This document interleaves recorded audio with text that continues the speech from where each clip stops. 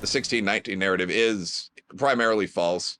The reason it's false is not even so much that the things that it says, like there used to be a great deal of ethnic conflict in the USA, are inaccurate.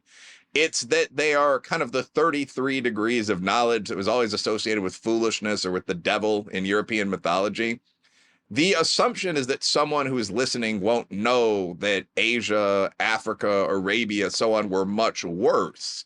That's the great caveat here. We had slaves. Well, everyone had slaves. We helped the world free them. It was the US and the UK that literally armed their navies and blockaded whole countries like Zanzibar to end the global trade in slaves. We ended the international slave trade in the USA in 1808.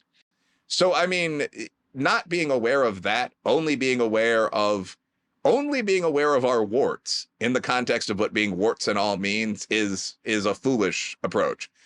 Also, a lot of the things said in traditions like that simply are not true.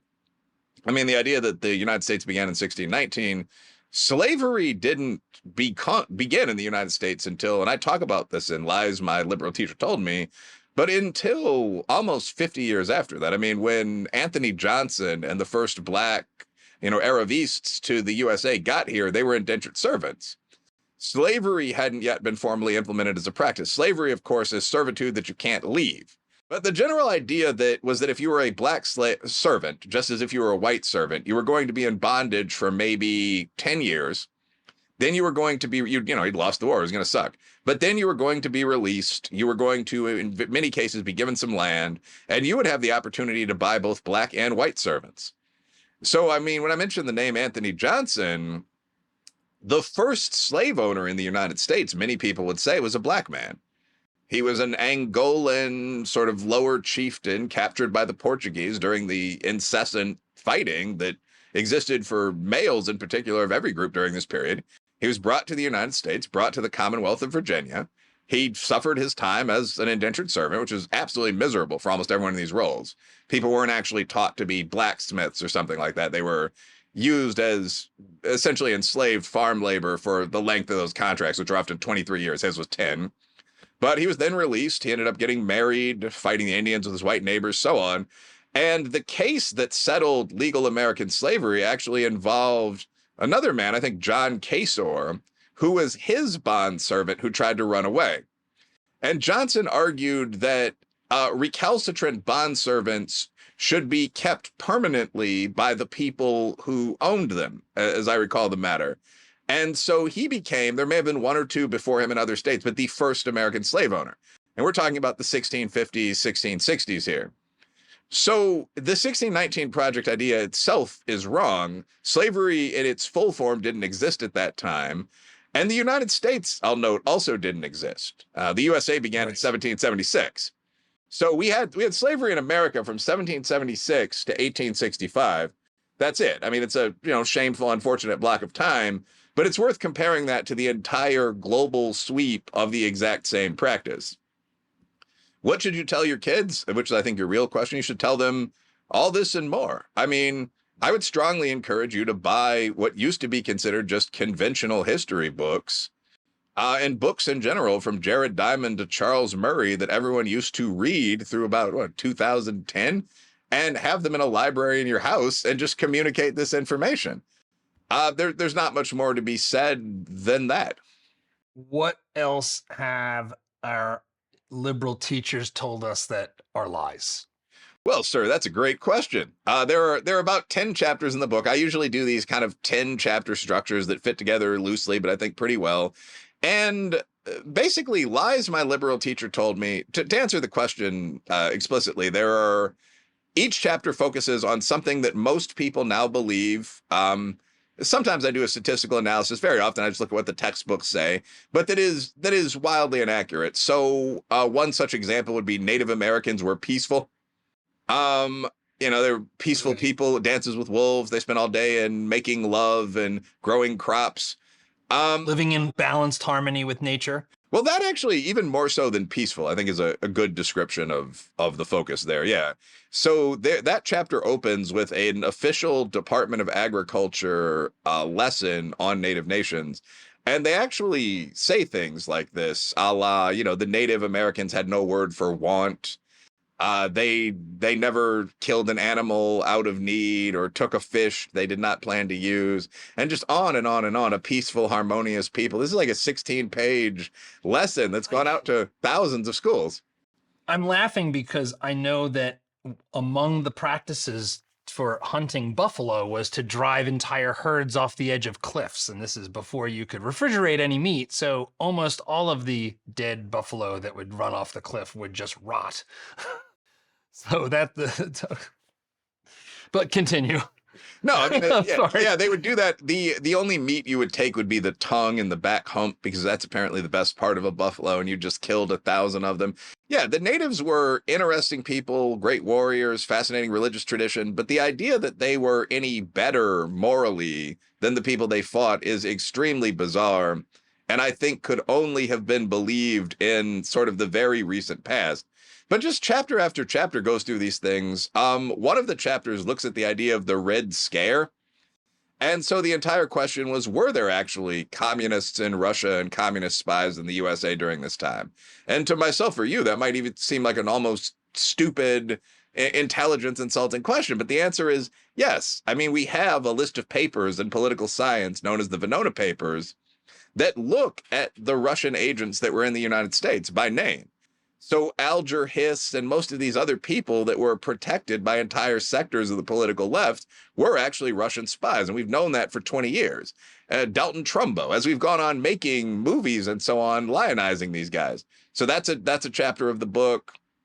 I do have one chapter. This has already been said extensively on kind of the center right, but I have one chapter looking at slavery globally, and not really gloating about the miserable performance of any of the races. We were all doing this, but just saying, well, one of the first human words was slave. I mean, the Sumerian glyph for man from the mountains, there's a similar word that has man from the mountains with chains around his wrists, again, after some kind of military conflict, and that means slave. So, and there's woman from the mountains, which is a little more explicit, and that means slave as well. So, I mean, one of the first things that we did after encountering other people was to fight them. I mean, none of them are all that graphic. It's like they're drawn on clay with reeds at this point. But I mean, like, one of the first things we did after encountering other genuinely different human beings was fight them, take prisoners, take concubines, so on down the line. So to pretend that Western European and American white people invented this over the last couple of hundred years borders on the insane. It's kind of an internalized pathology of guilt. But I mean, there are a number of other chapters. What happened, white flight in the 1960s? What was the real cause of that after Great Society social policy? I also talk about Black and Caucasian family collapse in that chapter. There's another chapter devoted to kind of the lies of today. Are we seeing an epidemic of young men being murdered by police? Are we seeing an epidemic of interracial crime on either side? An epidemic of hate crimes? Is cultural appropriation real? What about white privilege? And then there are 5 more. Each chapter just takes on something that's very popular today, but that has very little evidence supporting it, at least in my opinion. So there is this thing going on that I don't have an answer for, and I'm curious how you think about it, which is that if you pick up your book and you are the one to drop the scales from the reader's eyes about all of these narratives, one thing you can come away from feeling is that everything is BS, that everything's a lie, that all of our institutions are shot through with liars and crooks and thieves, and that everything is awful, really. Like it's there is like a path to kind of a nihilism. And even if you don't get all the way to being a full cynic, you are still left with a question of, well, who do I trust now? Because all of my teachers lied to me and told me these grand stories on which their entire ideology is based about who's an oppressor and what's the nature of power and reality itself. And they're all sort of lies. How do you think about navigating this world we're in when we are surrounded by so many easily falsified stories from people who claim to be experts and have letters after their names and call themselves doctor and all of that? Well, I mean, first of all, if you're a professor of gender studies or whatever, you should never call yourself doctor. But I mean, like I think that there are two real answers. One of them, to crib a wiser man than I, or at least a better spoken man than I, is trust but verify. So when you see something in mass media, I mean, and this is a trend you see very much on Twitter or Facebook, where you'll see videos of a guy of one race being beaten up by someone of the other, a cop or three black guys or something, and there's a mob of people screaming, "Happens all the time, every day. They'll get you. You know, don't go outside." Before believing in that kind of nonsense, it's probably a good idea to actually, and I guess this is part of the answer to your question, go look at easily available data and see what reality is. I mean, the national crime rate, it's called the BJS-NCVS, the Bureau of Justice Statistics National Crime Victimization Survey.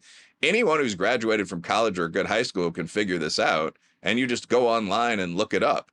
I mean, I don't want to volunteer myself for 10,000 unsolicited emails, but for you guys watching this, if you email me, if you find me using my sales techniques and email me, I'll tell you where to find the basic crime data or the basic healthcare data in the USA. Right. So that I think is a big part of the answer. When you see something, you shouldn't automatically believe it, but that shouldn't make you a trust-free cynic either. There are sources you can believe in, whether that's some reliable local media or your intimate partner, or more importantly, the actual data resources themselves. Like, we're not just making up the national crime data. It might be slanted 5% to the left or the right, depending on the president, but it just really is there. And there's a lot of stuff like that. The second thing I would add is just use common sense. So, I mean, very, very often we see like 3-year cycles of bullshit that end with people recognizing what everybody already knew anyway. So, like, we just saw a big paper on the COVID vaccine that basically said COVID vaccine saved a lot of lives, but boosted myocarditis 600% in young males. And I was like, that exact sentence is what I thought about the COVID vaccine 2 weeks out. Like, obviously, it's good for seniors. Obviously, it's kept some people alive. Also, obviously, you're starting to see people fall over on the pitch. So, like, there's an element of just, this seems to be reality. I'm noticing it. Why shouldn't I believe that? Unless there's a very good reason not to believe, you should generally accept the evidence of your own Mark I eyeballs and of common sense. If you like this clip, we've got more where that came from. Be sure to watch the full video, and don't forget to subscribe to the channel so you won't miss our new videos as they come out each week.